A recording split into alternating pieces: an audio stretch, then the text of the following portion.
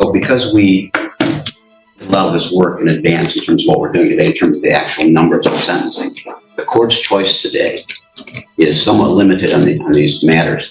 And the court was really deciding, I believe, decide on the bottom end of the sentence for the child discharge between 10 years and 12 and a half years.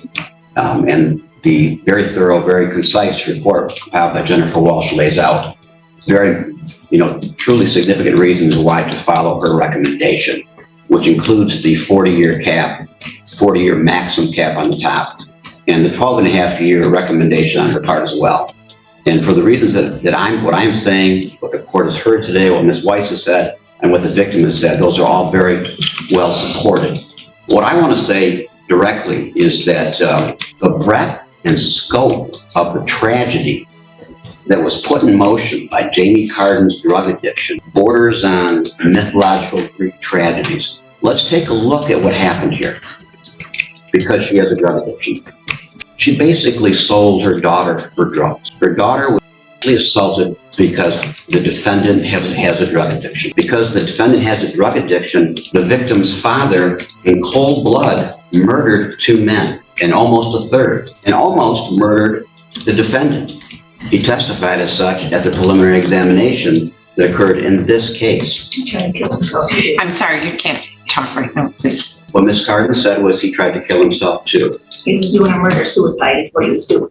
And that's all very accurate. The man that he didn't kill, the man that he didn't murder went to trial, Ernie Black. And the victim testified in that case.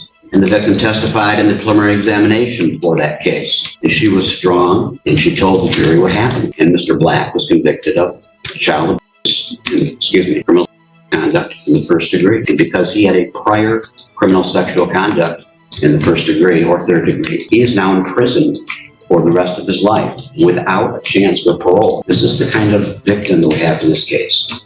She is strong and she is courageous. And when it was time for Mr. Black to be sentenced, he had a letter written out just like she had today. And again, she had some difficulty at first.